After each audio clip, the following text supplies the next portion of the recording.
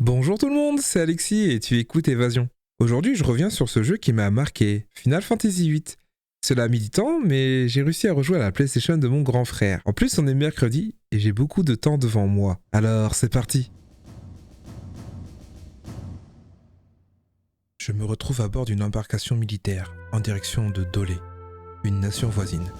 Je forme une petite escouade avec Zell ainsi que Seifer, notre chef, directement sélectionné par Quistis. On reçoit un briefing de la situation ainsi que nos ordres et je comprends très vite que mon examen est bel et bien une vraie mission. Entre deux échauffourées, entre Zell et Seifer, j'en profite pour prendre l'air et devant moi se trouve un spectacle des plus déroutants.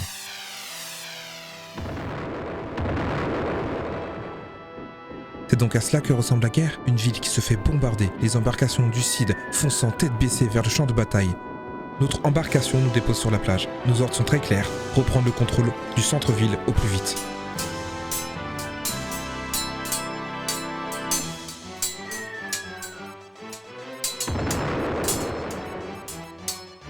Plusieurs ennemis nous font face, mais pas un seul n'est arrivé à nous stopper. Je dois l'avouer, ces deux-là ont un don pour se disputer, mais on forme une belle équipe. On a très vite pris le contrôle de la place centrale. Mission accomplie, il n'y a plus qu'à attendre les ordres. Plusieurs minutes passent. Seifer perd patience. Lorsque soudain, on remarque des renforts galbadiens qui se dirigent en direction de la tour satellite. Ni une ni deux, Seifer prend la décision de les poursuivre afin de les neutraliser. Et comme Seifer, c'est notre chef, pas le choix. Avec Zell, ça nous fait pas plaisir. Mais dans le Cid, on respecte la hiérarchie. Sur notre chemin, on tombe sur des soldats de Dolé. Avant de perdre connaissance, l'un d'eux, encore conscient, nous explique que l'objectif de Galbadia n'est pas la ville, mais la tour satellite, et perdit connaissance. Ça y est, nous voilà arrivés à la tour satellite. Seifer, pressé de se battre, fonce à l'intérieur à la poursuite d'ennemis. On partait pour le rejoindre lorsqu'on entend quelqu'un nous appeler. Et vous là-bas? C'était Selfie. Je la reconnais, elle est nouvelle à l'université. C'est une aspirante Cid, tout comme nous. Vous êtes l'équipe B? C'est Seifer votre chef? Il est où? J'ai des ordres à lui transmettre. De nouveaux ordres? Vite, il faut rattraper Seifer. Quistis, mais pourquoi t'as choisi Seifer, cette tête brûlée, comme chef? Une fois en haut, on surprend un soldat galbadien achevant les réparations de la tour satellite. Le soldat de Dolé disait vrai. Pas le choix, on va devoir le neutraliser. Sincèrement, je m'attendais à plus de résistance des soldats galbadiens. Mais attendez, qu'est-ce qui se passe? Soudain, notre ennemi se retrouve balayé, comme emporté par une tornade venant du ciel. À ce moment, un monstre ailé fait son apparition. Je n'étais pas prêt pour un tel combat. En plus, il tapait super fort. Après plusieurs échanges, je n'ai pas le choix. Je dois faire appel à mes gardiens, Shiva, Golgotha et Ifrit. Avec ces trolls-là à mes côtés, je peux le faire, j'en suis certain.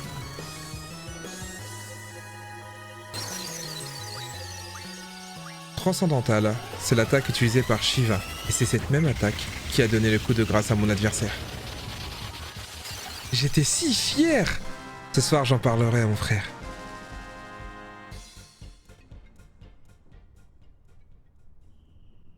Une fois le combat terminé, Selfie en profita pour transmettre les nouveaux ordres à Seifer. Tous les membres du CID doivent évacuer à 19h précise.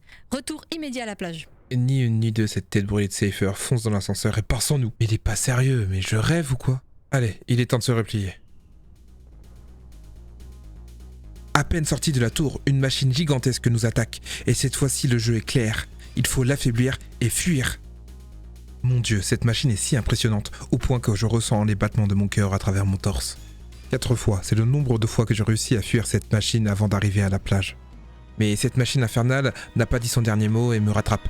L'embarcation doit partir sans moi car elle risque d'entrer en contact avec ce monstre mécanique. Dans un dernier geste d'espoir, je saute vers la passerelle d'embarcation en mouvement. La bête va me rattraper, mais c'était sans compter sur Quistis qui a pris possession de la tourelle de notre embarcation et qui mitrailla cette machine infernale.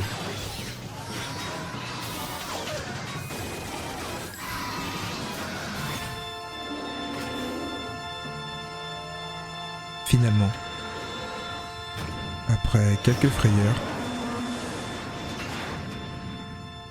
mission accomplie.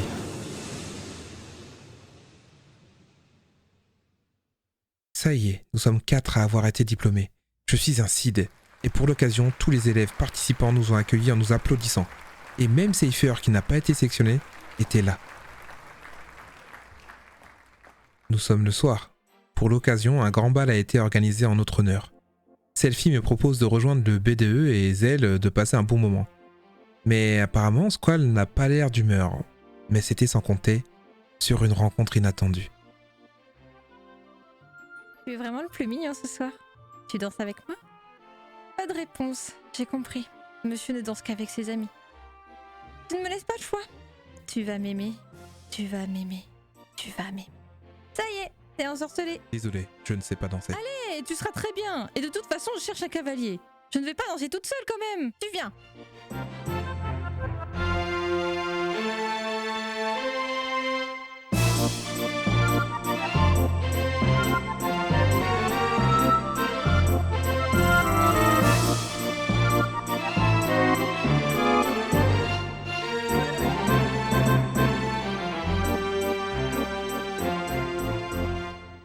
La danse finit à peine qu'elle part brusquement, comme si quelqu'un l'attendait.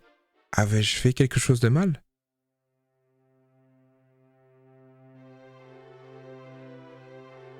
La soirée touche à sa fin. Quistis me rejoigna en me proposant d'aller dans la serre de combat, dans une salle secrète où les amoureux aiment se rejoindre. Bon, du haut de mes 7 ans, j'avais très bien compris les sentiments de Quistis. En revanche, Squall ne fait preuve d'aucun tact et fait comprendre à Quistis que ses problèmes ne le concernent pas. Mais il est bête ou quoi? Hormis les sentiments de Quistis envers Squall, lors de cette conversation, on y a appris qu'elle a été rétrogradée en tant que simple Cid et qu'elle ne sera plus instructrice, suite à son erreur dans le choix de Seifer en tant que chef d'escouade. Décidément, le Cid est très dur avec elle. Il est tard. On décide de retourner dans le dortoir et sur la route du retour, on croise le chemin d'une personne qui m'appelle au secours en m'apercevant. Mais qui est-elle? Comment connaît-elle mon prénom? Après l'avoir sauvée, elle se fait amener par des soldats vêtus de blanc, venir avec nous, madame, sans qu'on ait le temps de discuter. Il est temps d'aller au dortoir. Ça y est, j'ai fini pour aujourd'hui. J'ai une fois de plus adoré ma partie et en plus, je suis devenu un Cid. Et il me restait quelques questions en tête à la fin de journée. Je voulais en savoir plus sur cette fille avec qui j'ai lancé. Et qui peut-elle bien être? Mais aussi cette fille qui s'est fait attaquer. Comment connaissait-elle mon prénom? Question auxquelles mon grand frère n'a pas daigné me répondre. En me répondant simplement « Tu verras plus tard ». En tout cas, vivement la prochaine partie. En attendant, je garde mon objectif de travailler dur pour devenir un Cid.